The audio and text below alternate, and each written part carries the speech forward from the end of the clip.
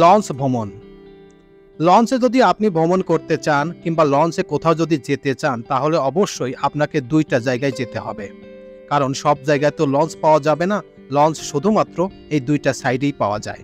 আর সেই দুইটি সাইড হচ্ছে ঢাকা বিভাগের সদরঘাট আর বাংলাদেশের দক্ষিণাঞ্চল তথা বরিশাল বিভাগে আসতে হবে।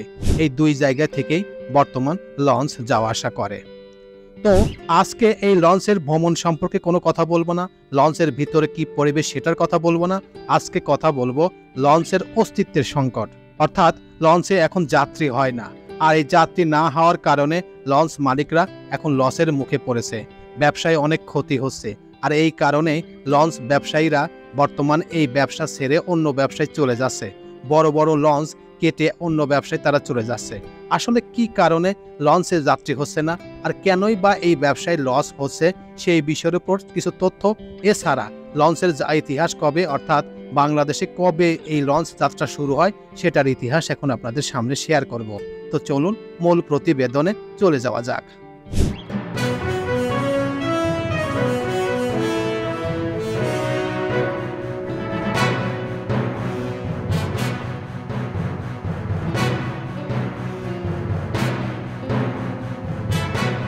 সময়টা 1884। ঢাকা নারায়ণগঞ্জ থেকে বরিশাল হয়ে খুলনা পর্যন্ত যাত্রীবাহী প্যাডেল স্টিমার চালু করে ব্রিটিশ মালিকানাধীন company Indian General Navigation. Buriganga শীতলক্ষার পাড় থেকে পদ্মা মেঘনা হয়ে কীর্তনখোলা পর্যন্ত সেটিই ছিল নৌপথে তৎকালীন বরিশালের প্রথম ইঞ্জিন চালিত নৌযান। প্রায় 100 বছর পর 1960 সালের দিকে আইজিএন এর পাশাপাশি এই পথে লঞ্চ নামান বেসরকারি মালিকরা। শুরুতে কাঠের তৈরি 1.5 তলা সাইজের ছোট লঞ্চ যেত বরিশাল থেকে ঢাকায়। 1965 সালে প্রথম নামে দোতলা লঞ্চ ML মারি, ML শাহরুন্নেসা, MN ইলিয়টগঞ্জ সহ কয়েকটি দোতলা লঞ্চ চলতে শুরু করে এই রুটে। দোতলা হলেও এগুলো ছিল কাঠের তৈরি। স্বাধীনতার পর কাঠের বডিকে হটিয়ে জায়গা দখল করতে শুরু করে স্টিল বডির লঞ্চ। এর পরের ইতিহাস মোটামুটি সবার জানা। ঐতিহ্যের সঙ্গে বিলাসিতা মিলিয়ে ঢাকা বরিশালে লঞ্চ হয়ে ওঠে ঈর্ষণীয় সার্ভিস। লাল নীল আলোয় ঝলমল দানবকৃতির লঞ্চগুলো যখন পাড়ি দেয় পদ্মা মেঘনায়, তখন চাঁদের আলো আর নদীর ঢেউ মিলিয়ে সৃষ্টি হয় অপ্রাতিভ সৌন্দর্যের। কেবল প্রয়োজনীয় নয়, লঞ্চের এই আয়েশি যাত্রা উপভোগ করতে দেশ বিদেশের বহু পর্যটক চলাচল করে এই রুটে। তবে সেই যাত্রা এখন কেবলই বিষাদের সুর। মাঝে কুরবানের ঈদ ঘিরে কদিন যাত্রী মিললেও এরপর থেকে অনেকটা যাত্রী শূন্য অবস্থায় চলতে হচ্ছে লঞ্চগুলোকে।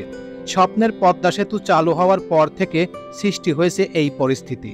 সড়ক পথে মাত্র 3 ঘন্টায় ঢাকা যাওয়ার সুযোগ তৈরি হওয়ায় লঞ্চের দিক থেকে মুখ ফিরিয়ে নিয়েছে অনেকেই।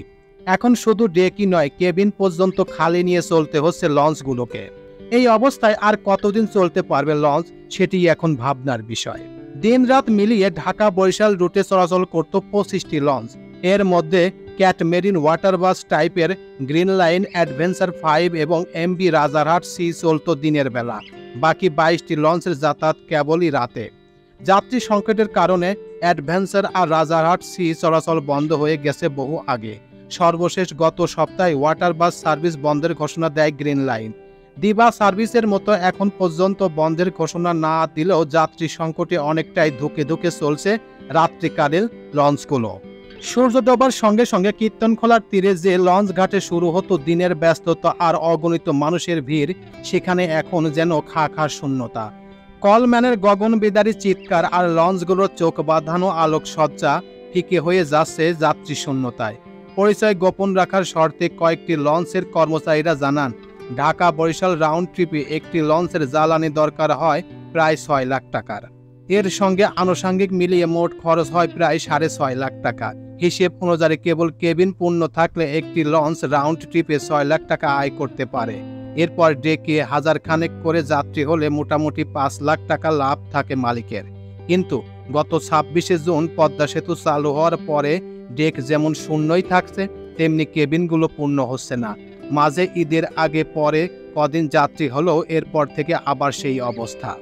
ঢাকা বরিশাল রুটে চলাচলকারী কীর্তনখোলা লঞ্চের মালিক মঞ্জুরুল আলম ফেরদৌস বলেন, পদ্মা সেতু চালু হবে, লঞ্চের যাত্রী কমবে এটা ধারণা করেছিলাম, কিন্তু এইভাবে যে লঞ্চ যাত্রী শূন্য হবে সেটা দুঃস্বপ্নেও ভাবিনি। বর্তমান যে পরিস্থিতি তাতে প্রতি রাউন্ড ট্রিপে 2 থেকে 3 লাখ টাকা লোকসান দিতে হচ্ছে। টানা লোকসান দিয়ে আর যাই হোক লঞ্চ চালানো যাবে না। সুন্দরবন নেভিগেশনের পরিচালক আক্তার হোসেন আকেজ বলেন, পদ্মা সেতু চালু হওয়ার পর এদিকে যেমন যাত্রী কমেছে, পাশাপাশি এটাও ঠিক যে ঢাকা বরিশাল রুটে বর্তমান প্রয়োজনের তুলনায় লঞ্চের সংখ্যা অনেক বেশি। কেবল এখনই যে যাত্রী কম হচ্ছে তা নয়, যাত্রীর তুলনায় লঞ্চ বেশি হওয়ায় বছর খানেক ধরে এই রুটে মিলছে না আশানুরূপ যাত্রী। পদ্মা সেতু চালু হওয়ার পর অনেক মানুষ এখন সড়ক পথে ঢাকা যাওয়ায় সেই সংকট আরও তীব্র হয়েছে।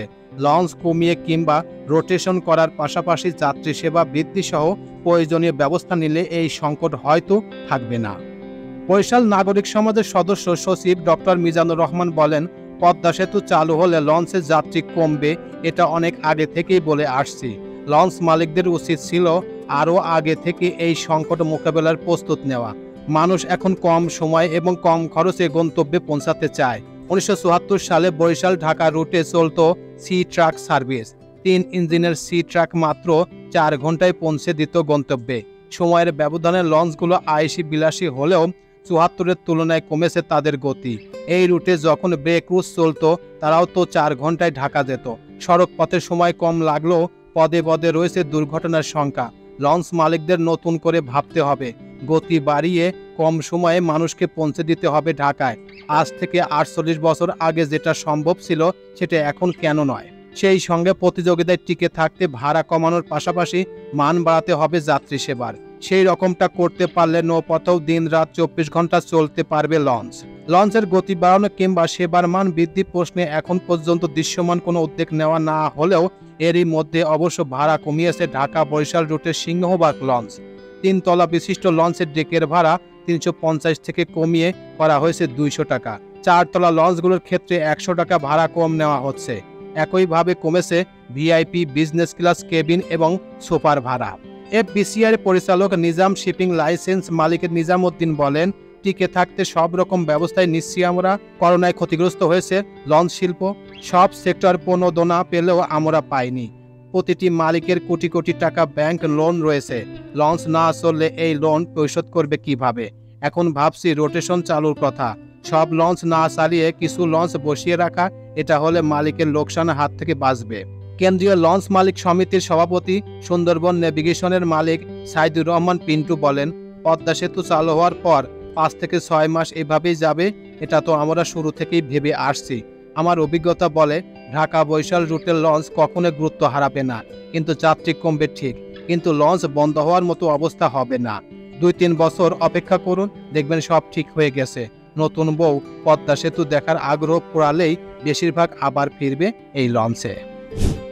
তো এই ছিল মোটামুটি আমাদের আজকের প্রতিবেদন। আমাদের এই প্রতিবেদন আপনাদের কাছে কেমন লাগলো? যদি ভালো লেগে থাকে তাহলে অবশ্যই লাইক, কমেন্ট, শেয়ার করবেন। আর যারা এখন পর্যন্ত আমার এই চ্যানেলটি সাবস্ক্রাইব করেন নাই তারা অবশ্যই চ্যানেলটি সাবস্ক্রাইব করবেন। তো সবাইকে ধন্যবাদ জানিয়ে এখানেই শেষ করছি। আল্লাহ হাফেজ।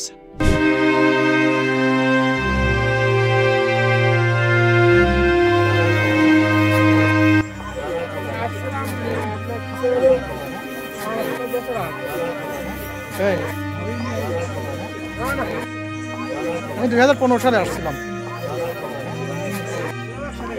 হ্যাঁ, আমি 2015 সালে আসছিলাম। ওই বললাম না, আমার চাচা টাচা সবার নিয়েই আসছিলাম।